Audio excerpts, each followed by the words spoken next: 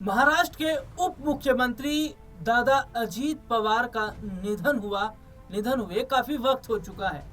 लेकिन अभी भी एक सवाल है जो बना हुआ है, और वो सवाल है कि क्या जो दादा अजीत पवार का विमान क्रैश हुआ वो एक हादसा था या एक साजिश है। उसमें मिली भगत की बात कही जा रही है।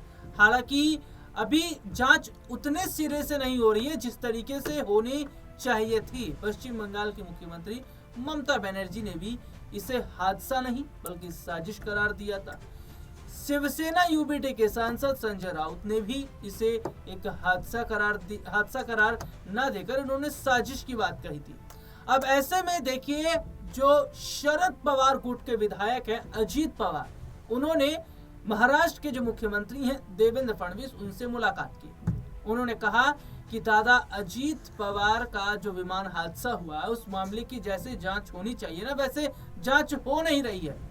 इस मामले की जांच पारदर्शी तरीके से होनी चाहिए, एफआईआर अब होनी चाहिए, और अगर जरूरत पड़े तो सीबीआई की भी इन्वॉल्वमेंट इसमें होनी चाहिए।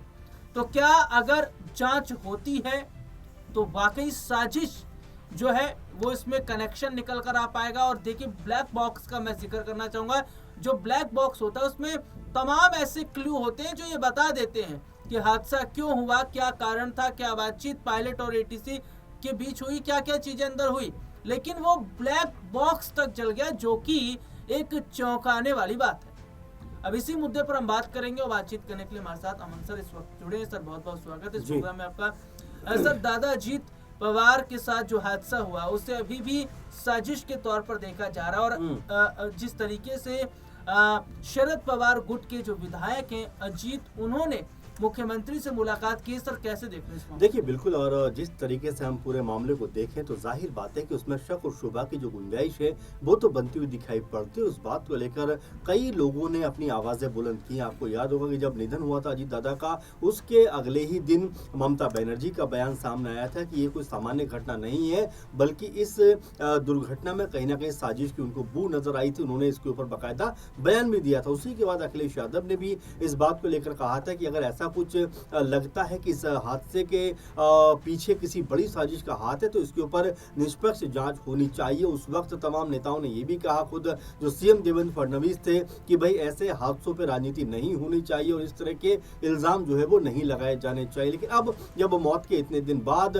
तमाम बातें खुलकर सामने आती हैं, क्योंकि जो ब्लैक बॉक्स को लेकर कहा जा रहा था कि वो नष्ट हो गया है, उसके बाद पूरा जो पवार परिवार है वो एकजुट होता हुआ दिखाई पड़ा। आपको याद होगा, जय पवार जो बेटे हैं छोटे अजीत दादा के, उन्होंने भी ये बात कही थी कि अगर महाराष्ट्र की जनता के मन में कोई भी सवाल है, कोई भी शक और शुबा है, तो उसका समाधान होना चाहिए। उन्होंने सरकार से अपील की थी कि भाई इस मामले की निष्पक्ष जांच होनी चाहिए ताकि जो सच है वो सामने आ सके। फिलहाल जांच तो चल रही है, जांच तो हो रही है, लेकिन जांच में कहा जा रहा है कि भाई जो ब्लैक बॉक्स था वो पूरी तरह से नष्ट हो गया है। जो जानकारी मिलनी चाहिए वो नहीं मिल पाएगी। अब इसको लेकर रोहित पवार काफ़ी ज़्यादा गुस्से में भी नजर आते हैं, काफ़ी ज़्यादा सवाल पूछते हुए नजर आते हैं। वो लगातार थाने के चक्कर भी काट रहे हैं, एफआईआर दर्ज कराना चाहते हैं, और मुख्यमंत्री से लगातार अपील कर रहे हैं कि इस पूरे मसले की जो है वो निष्पक्ष जाँच होनी चाहिए। तो कुल मिलाकर देखा जा सकता है कि जो अजीत दादा का अब तक ये मामला चल रहा था निधन का, उसको लेकर कोई ठोस कह सकते हैं कि जो जांच है वो निकलकर सामने नहीं आ रही है, और अभी तक भी कोई ऐसा क्लू नहीं मिल पा रहा है जिसकी वजह से ये कहा जाए कि ये सामान्य घटना है। क्योंकि जो भी बातें निकल कर सामने आ रही है उससे ऐसा लगता है कि इस साजिश के इस हादसे के पीछे कोई ना कोई साजिश है, और उस साजिश को लेकर चाहे अजीत दादा के बेटे जय पवार हो, चाहे रोहित पवार हो, चाहे और तमाम नेता हो, वो एक सुर में ये बात कहते हुए नजर आते हैं कि भाई अगर ये मामला हादसा जैसा लगता है तो इसकी निष्पक्ष जांच होनी चाहिए, और सीबीआई के जरिए भी इसको साफ सुथरी जांच कराई जानी चाहिए, ताकि जो कह सकते हैं कि इसके पीछे अगर कोई साजिश है तो उसका पर्दाफाश होता हुआ दिखाई पड़ जाए। जी, तो देखिए, वही सवाल अभी भी खड़ा हो रहा है कि आखिरकार जो पारदर्शी जांच है, निष्पक्ष जांच है, वो क्यों नहीं हो पा रही, जबकि दादा अजीत पवार जो है वो बीजेपी के साथ ही थे, और जबकि ये भी देखा जा रहा है कि सब कुछ सिस्टम, शासन, प्रशासन इनका है, उसके बावजूद भी इतनी ढिलाई क्यों बरती जा रही है। अब क्या जब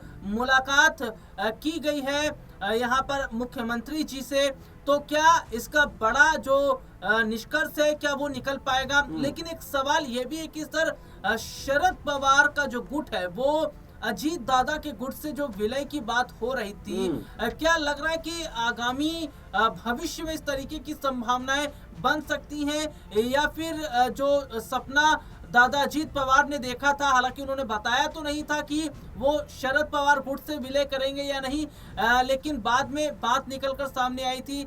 शरद पवार बहुत ज्यादा लग रहा था कि वो गुट को मिलाने की कोशिश कर रहे थे। क्या सर वो हो पाएगा? देखिए बिल्कुल आपने सही कहा, क्योंकि राहुल जी इस बात को लेकर तमाम चर्चाएं चल रही थी। खुद शरद पवार ने ये बात कही थी कि अजीत पवार की लास्ट इच्छा यही थी कि दोनों जो दल बने हैं वो एक साथ मर्ज हो जाएं, विलय हो जाए। लेकिन इसको लेकर भी आपको याद होगा देवेंद्र फडणवीस ने क्या कुछ कहा था, जो मुख्यमंत्री है महाराष्ट्र के, कि भाई ऐसी अगर कोई बात होती तो अजीत पवार मुझे जरूर बताते। लेकिन शरद पवार ने इस पर पलटवार करते हुए कहा था कि भाई ये सारी बातें मुझसे हुई थी और मुझसे उन्होंने ये बात कही थी, आपको इसका जिक्र क्यों करेंगे। तो ये तमाम सारी बातें उस समय होती हुई दिखाई पड़ी थी। बल्कि ये तक कहा गया था कि विलय की तारीख भी तय हो गई थी जो 12 फरवरी की थी, लेकिन उससे पहले ही अजीत पवार का निधन हो जाता और तमाम तरह की जो चीजें हैं वो उलट पलट होती हुई दिखाई पड़ती है। लेकिन अब क्या ये होता हुआ दिखाई पड़ सकता है? क्या जो दोनों गुट हैं वो एक साथ आते हुए नजर आ सकते हैं? क्योंकि अब ये संभावना इसलिए भी कम दिखाई पड़ती है कि सुनेत्रा पवार जो अजीत पवार की पत्नी है, उनको एनसीपी अजीत पवार गुट का अध्यक्ष बना दिया गया है। तो ये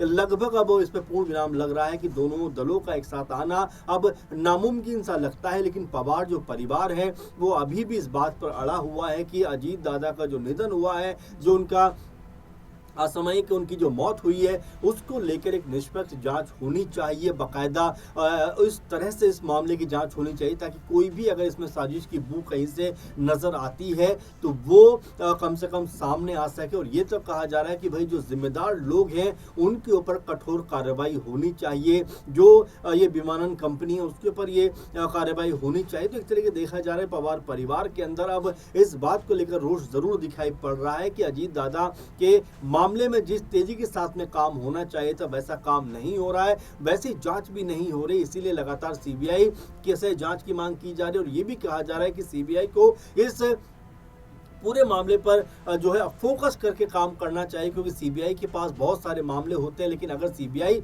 इस मामले पर फोकस होकर काम करेगी तो जो कह सकते हैं कि जो निष्पक्ष जांच है वो निकलकर सामने आएगी और जो भी जिम्मेदार लोग हैं उनको इसकी जो है तौर पर सजा दी जानी चाहिए। क्योंकि जिस तरह से अजीत दादा का निधन हुआ है, पूरे महाराष्ट्र समेत पूरे देश में शोक की लहर दौड़ गई थी। और कहीं ना कहीं जो विमानन कंपनी है इसके ऊपर तमाम सारे सवाल उठे। अब क्या होगा, क्या वाकई में सीबीआई जांच होती हुई दिखाई पड़ेगी और क्या वाकई में जो सच छुपा हुआ है बाहर निकल कर आएगा, इसको लेकर तमाम सारी बातें राजनीति के गलियारों में भी चलती हुई दिखाई पड़ रही हैं। जी, वाकई अब यहाँ पर देखना होगा कि क्या आने वाले वक्त में जो शरद पवार का गुट है और दादा अजीत पवार का गुट है, क्या एनसीपी के विलय की जो चर्चा काफी समय से हो रही थी, क्या वो एनसीपी का विलय हो पाएगा? और दूसरा सवाल है कि क्या आखिरकार सच आ पाएगा कि दादा अजीत पवार के साथ जो हादसा हुआ वो हादसा ही था या फिर साजिश? इस प्रोग्राम में इतना ही। मुझे और सर को इजाजत दीजिए।